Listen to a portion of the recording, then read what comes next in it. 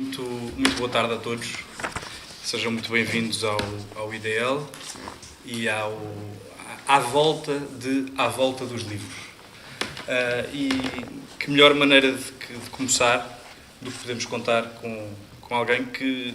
É costume dizer-se isto, mas neste caso julgo que é mesmo verdade. Alguém que dispensa apresentações e, portanto, eu vou limitá-las ao mínimo possível, porque julgo que o interesse do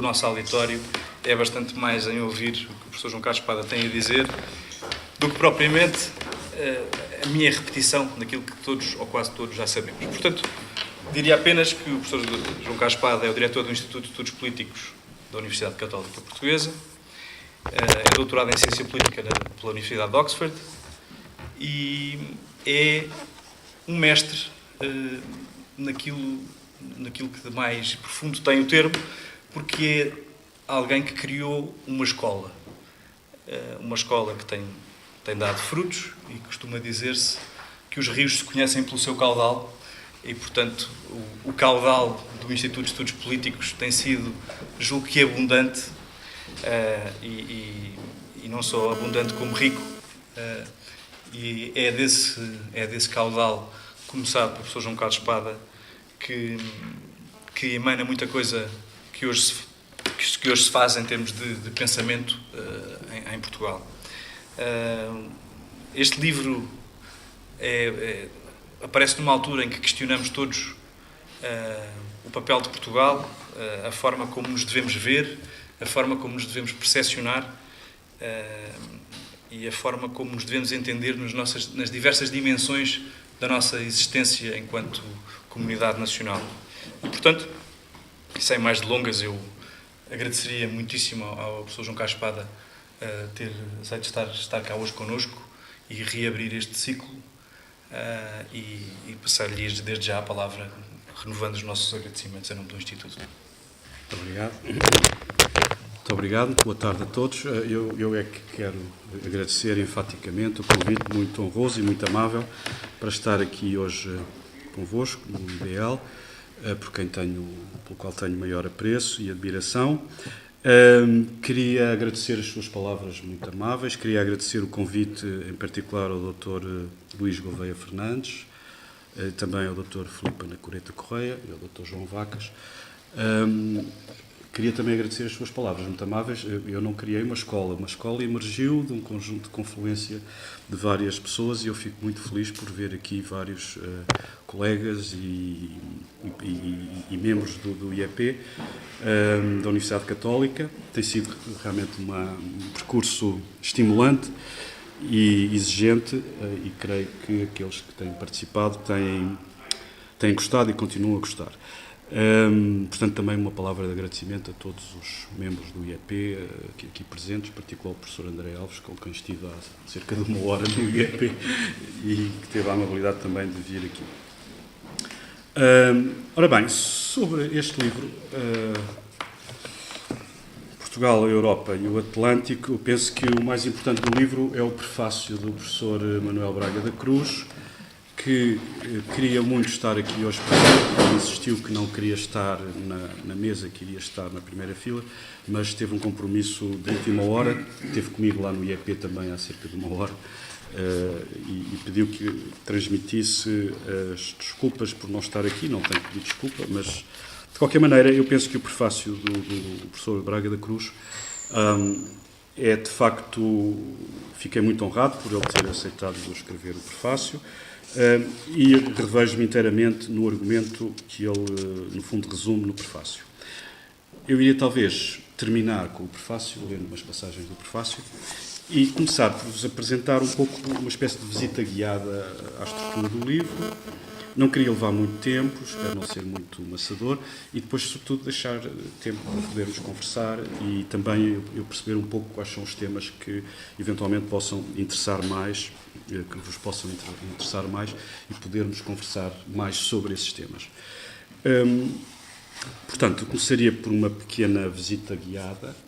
O livro é uma coleção de ensaios, escritos sobretudo nos últimos 4 a 5 anos, embora haja um ensaio que é de 1995, fui repescar um velho ensaio sobre o Estado-nação e a Europa. É o ensaio mais antigo, que eu já tinha publicado num outro livro, A Tradição da Liberdade, Ensaios sobre a Liberdade, em 2002, não estou em erro, e fui repescar esse texto. Todos os outros são mais recentes. O livro está organizado em 3 partes. Não sei onde é que estou. Exato, põe o índice no fim. O livro está organizado em 3 partes. E talvez antes de falar sobre as partes, eu devo, digamos, talvez avisar. Este livro, Portugal, Europa e o Atlântico, não é propriamente sobre nenhum tema de atualidade imediata. E não procura ser. Enfim, tenho, talvez a imodéstia de pensar que pode ter algum impacto em temas da atualidade, mas o objetivo do livro não é tratar nenhum tema diretamente atual e não é propor uma resposta concreta para, digamos, os desafios europeus atuais e os problemas europeus atuais.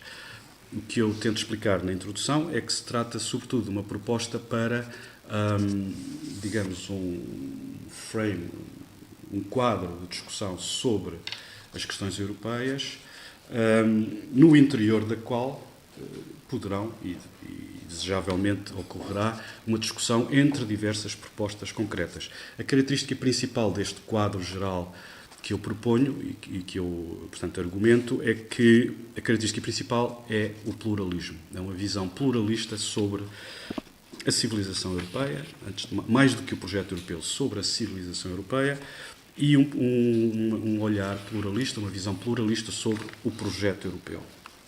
No interior deste quadro pluralista é possível e desejável o diálogo e, digamos, a concorrência civil e civilizada entre propostas rivais. A característica que um quadro pluralista tem, entre outras, é de que, em princípio, tenta tornar compatíveis propostas que, à primeira vista, podem parecer incompatíveis. E sobre isso falarei um pouco mais adiante. Portanto, este é o quadro geral, é o objetivo geral do livro.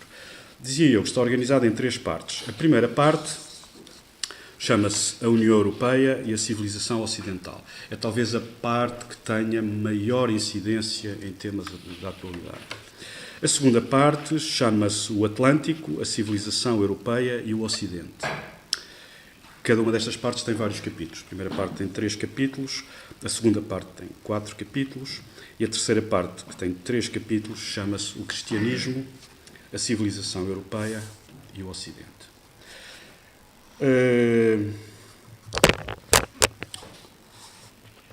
Bom, isto é a estrutura do livro.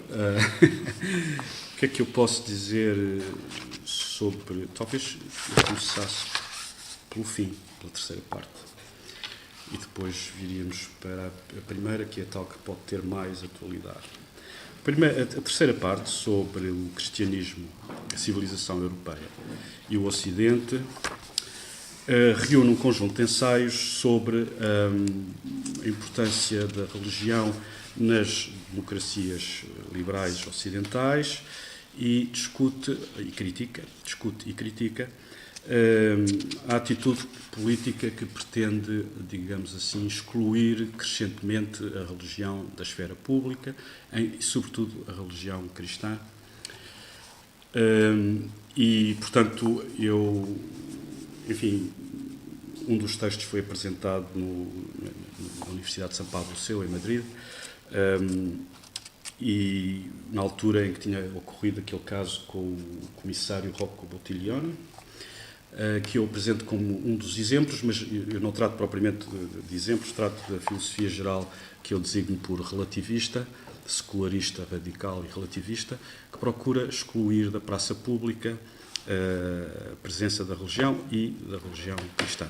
E sublinho da praça pública, não se trata do Estado ser laico, trata-se de tentar excluir da presença pública, da discussão pública em democracia, das vozes cristãs e dos pontos de vista substantivos associados às vozes cristãs.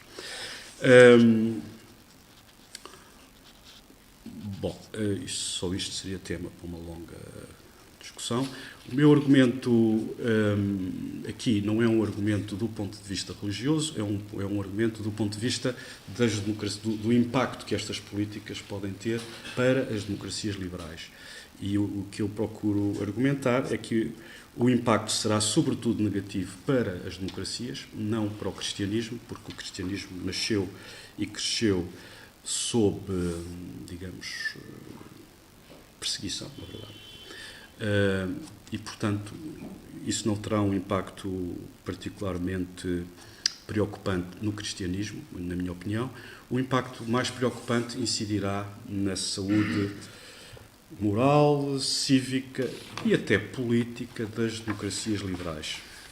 Não vou agora estender-me sobre isto, gostava só, numa palavra, dizer que, digamos, a atitude intelectual que subjaz a esta hostilidade em relação à religião cristã é aquilo que eu designo por relativismo radical. O relativismo radical caracteriza-se pela presunção ou pelo argumento de que todos os pontos de vista são equivalentes ou arbitrários, com a bastante conspícua exceção da própria posição relativista, que é a única que não é equivalente e arbitrária a todas as outras, é a única que é verdadeira. Evidentemente, isso é uma situação um pouco paradoxal, não é? Se eu digo que todas as posições são relativas, são equivalentes, são arbitrárias, menos aquela que eu estou a enunciar, a minha posição fica com um estatuto um pouco bizarro, ou pelo menos peculiar. Do ponto de vista lógico e filosófico, este é um problema grave que o relativismo tem. Do ponto de vista político, tem problemas graves, talvez maiores, ou não sei se são maiores, mas que decorrem deste problema lógico. E qual é o problema político central que me parece resultar da posição relativista? É que, se todos os pontos de vista são relativos e arbitrários e equivalentes, por que razão é que a democracia liberal não é equivalente não é relativa, arbitrária e, sobretudo, equivalente aos seus inimigos, por exemplo, ao despotismo, à tirania ou ao fundamentalismo islâmico, que é um caso muito grave que temos hoje perante nós. O relativismo não tem, digamos, recursos intelectuais, conceptuais, para responder a esta pergunta.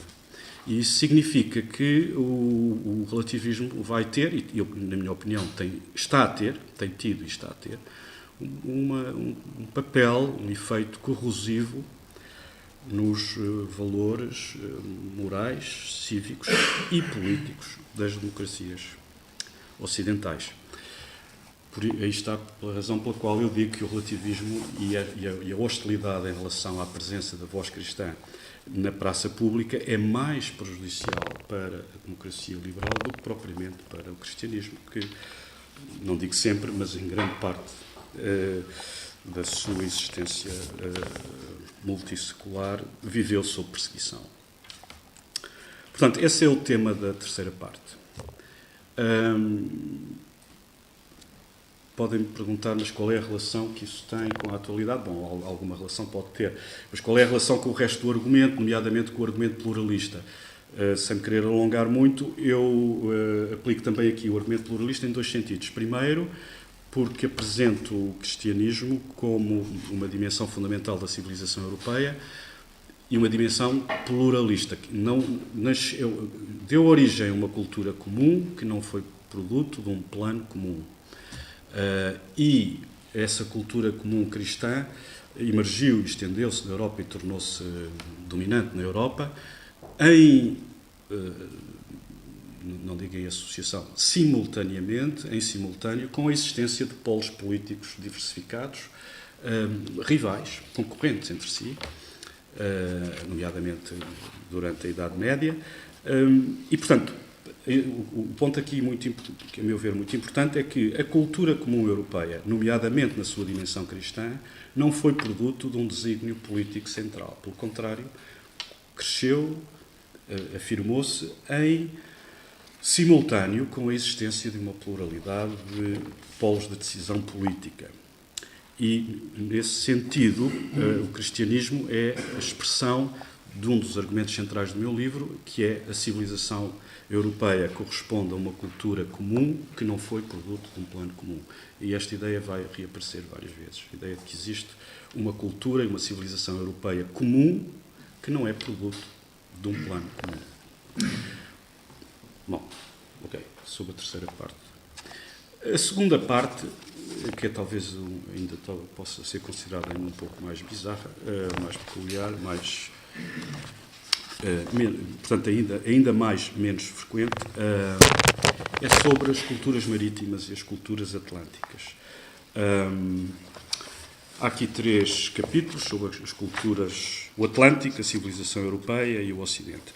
Há um primeiro texto que eu apresentei na Academia de Marinha, sob a presidência do nosso querido amigo Almirante Vieira Matias, sobre o poder do Estado no mar, a história do Ocidente, em que eu procuro apresentar um argumento, que evidentemente não é original, dizendo que a história do Ocidente, das sociedades abertas do Ocidente e, portanto, da civilização europeia, estão profundamente associadas às culturas marítimas, às culturas comerciais, abertas ao mundo, abertas à troca, e descentralizadas, e também uma outra característica das culturas marítimas é, argumento eu em várias passagens, em várias alturas do livro, as culturas marítimas têm em princípio mais vocação, mais facilidade em lidar com aquilo que eu chamo uma certa desarrumação.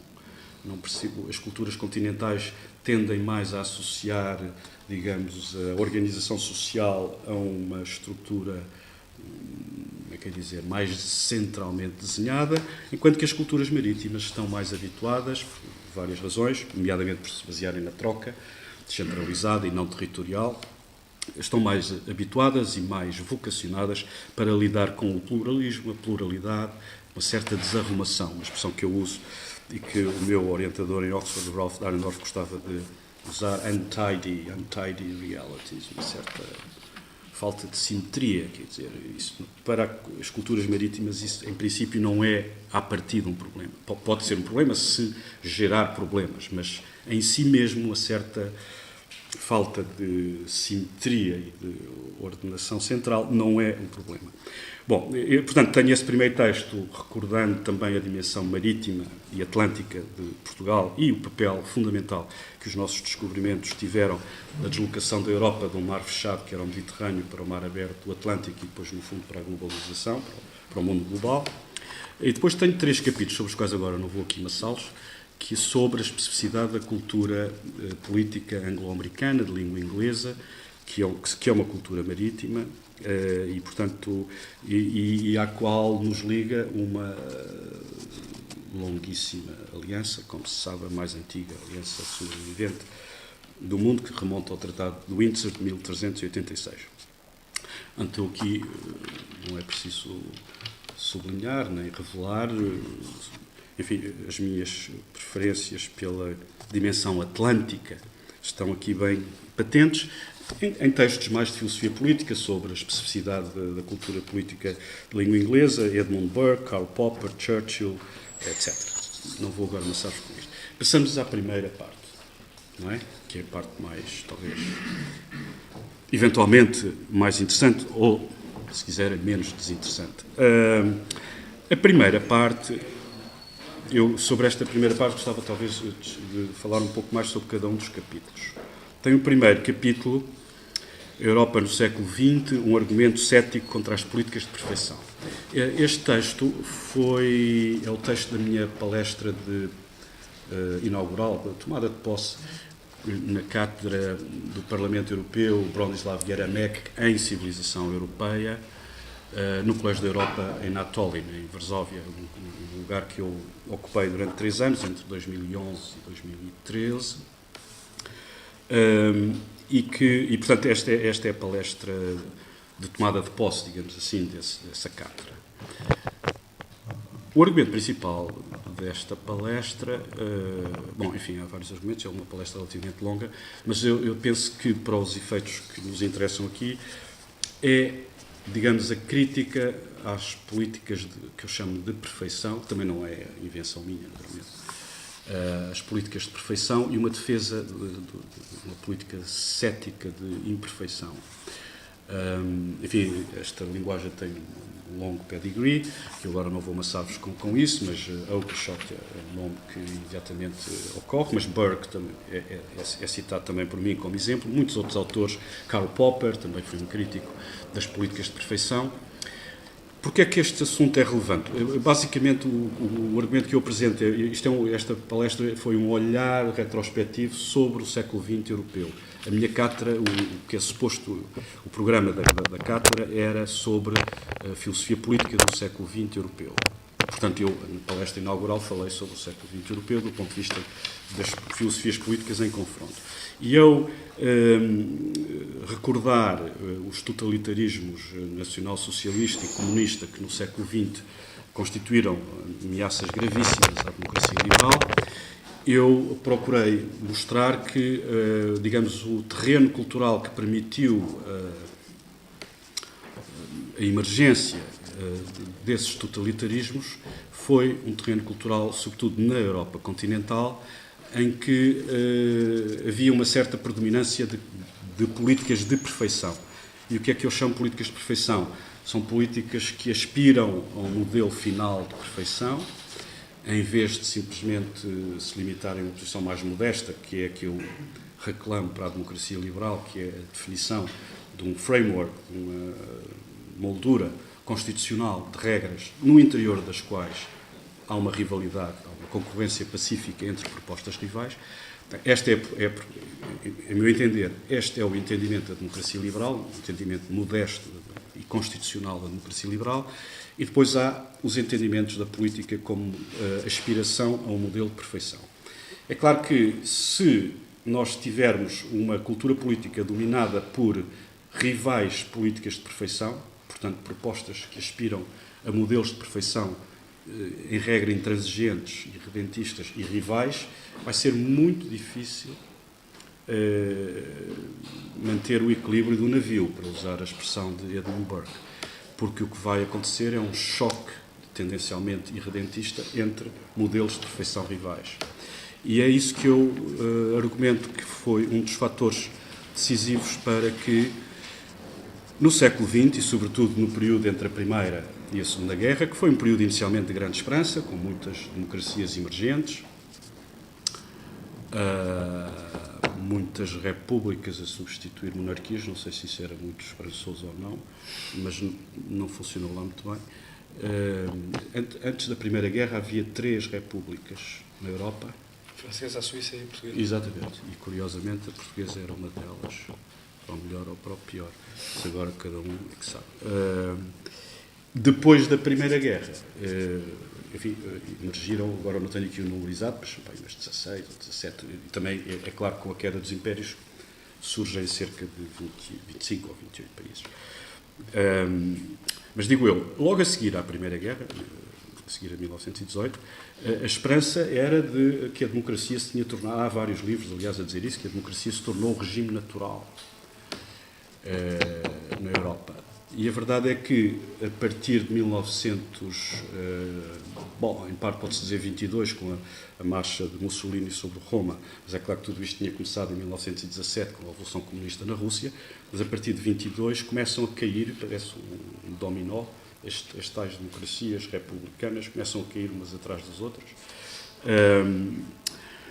num espaço de tempo relativamente curto, o que leva depois à Segunda Guerra Mundial. Ora bem, portanto, o meu argumento é que essa crise das democracias final dos anos 20 e durante a década de 30 está associado às políticas de perfeição e ao choque entre políticas de perfeição rivais e redentistas, não abertas ao compromisso. Para que seja possível compromisso e digamos, o apaziguamento, no bom sentido, entre a civilidade do conflito entre propostas rivais, é necessário haver uma política de imperfeição.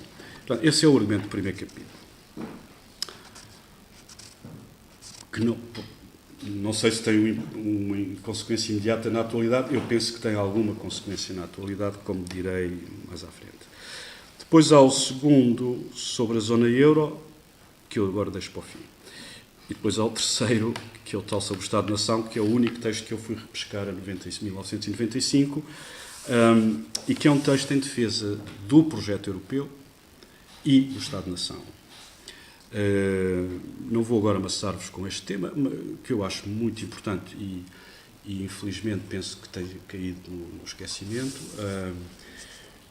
Eu acho que é muito importante manter o Estado-nação e a visão do projeto europeu como uma Europa de nações, de Estados-nação.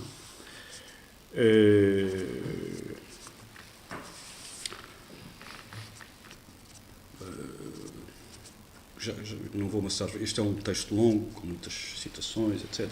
Mas há um argumento muito importante, que eu acho muito importante, sobre a importância do Estado-nação do ponto de vista da democracia liberal. Há muitos pontos de vista pelos quais o Estado-nação é importante, mas do ponto de vista da democracia liberal e, portanto, e da robustez da democracia liberal, há um argumento que me parece fundamental e que raramente é citado porque é muito dado como adquirido, é uma assumption, e as pessoas talvez não detetem que essa assumption existe e que é ela que permite que a democracia funcione, que é aquilo a que em inglês se pode chamar allegiance, no sentido de lealdade e de pertença. Para que a democracia funcione é preciso, e esse argumento está relacionado com o que eu disse atrás sobre o choque entre políticas e redentistas, para que a democracia liberal funcione, a democracia parlamentar funcione, é preciso uma coisa, enfim, que todos nós sabemos, mas que raramente sublinhamos a importância dela. E é o quê? É que a minoria, quando há eleições, por exemplo, ou quando há uma decisão importante no Parlamento, é importante que a minoria, que pode estar totalmente em desacordo com a decisão que foi tomada, esteja disposta a acatar a decisão da maioria. E é preciso outra coisa.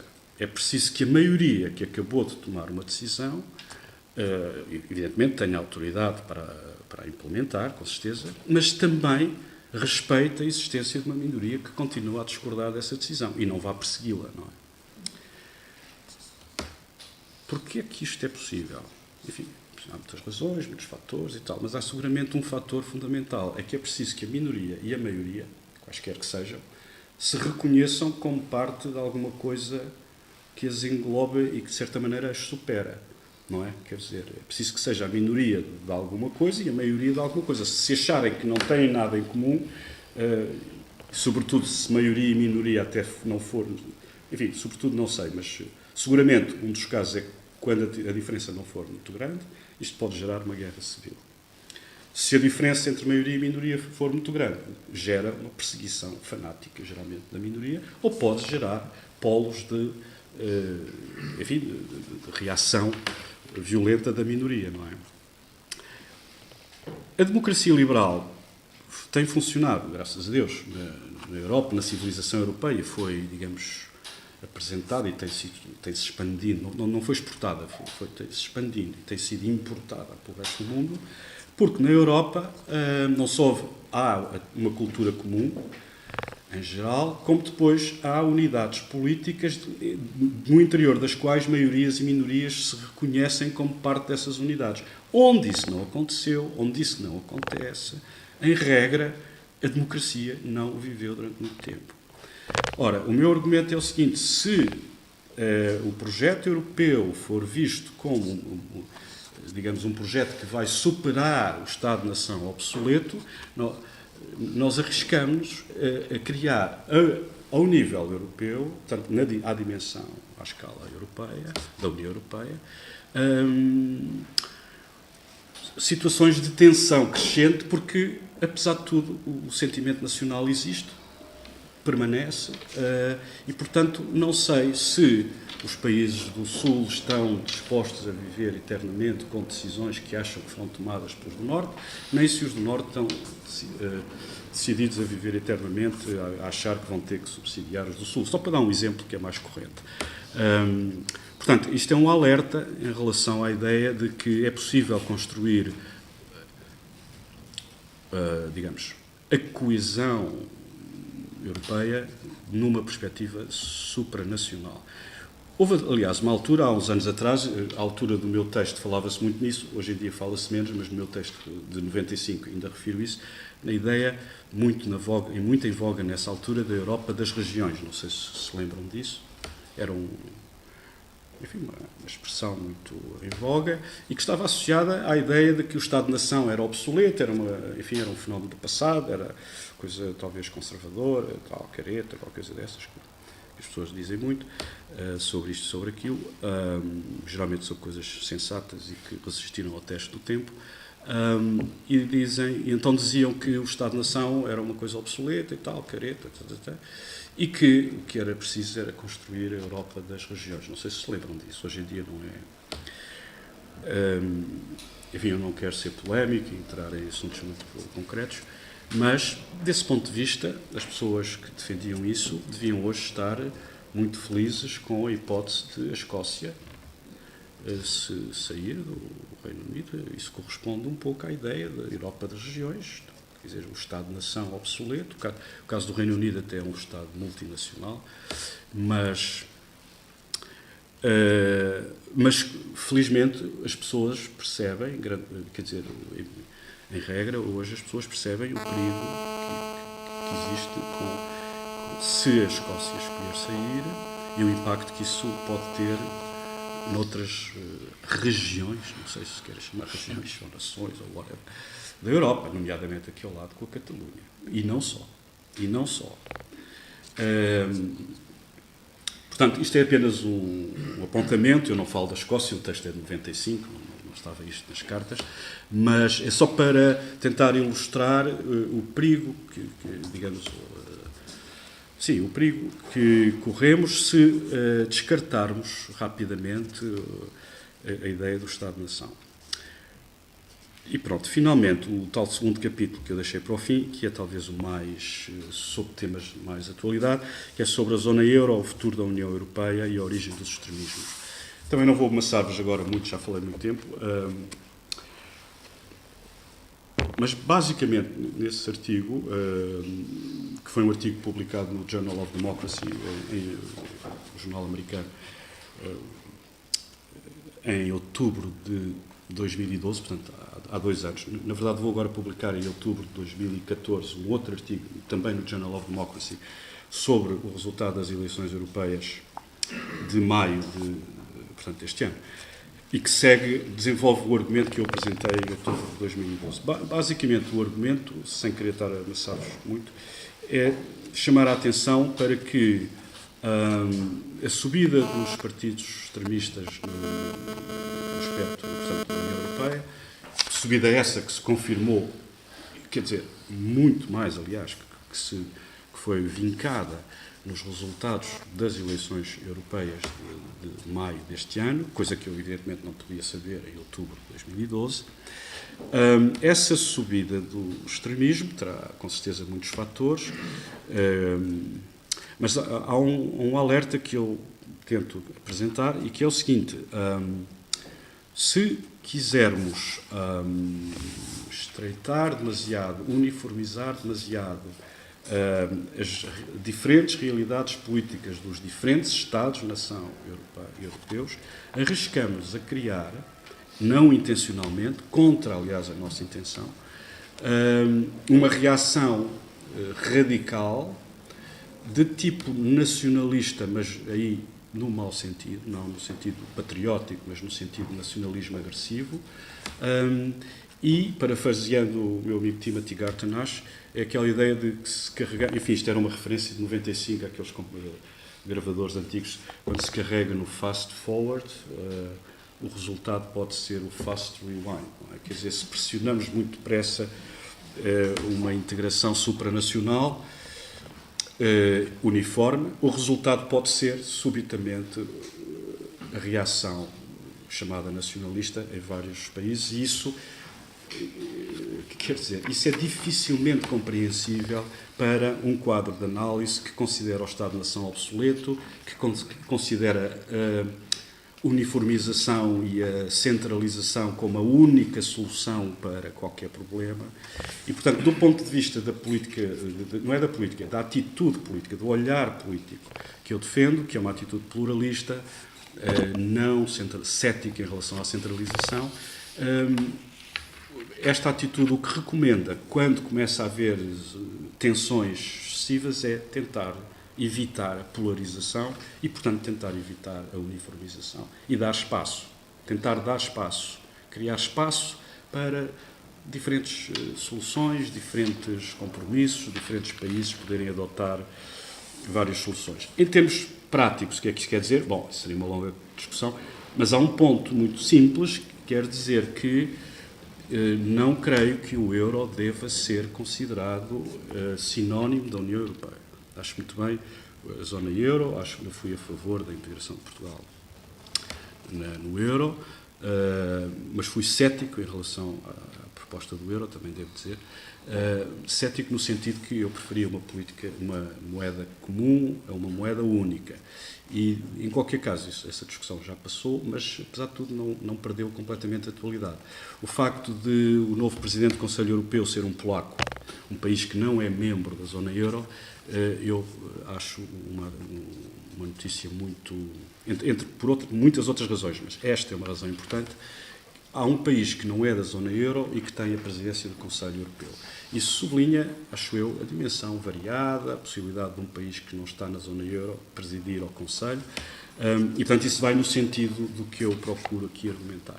Portanto, não é um argumento contra o euro, não é um argumento, para já não é seguramente contra a Alemanha, que eu, aliás, defendo aqui a posição da Alemanha, mas é um argumento, digamos, cético e de alerta para não querermos que o projeto da União Europeia se identifique com o de uma moeda única. Deve haver espaço, como aliás há neste momento, como há, aliás, países que estão no acordo de Schengen, há países que não estão. Eu acho que esse modelo de haver um espaço para variedade é mais recomendável. E já falei demais, e agora, para terminar, queria só ler 2 ou 3 parágrafos do prefácio do professor Braga da Cruz, que, como disse, parece a parte mais importante do livro.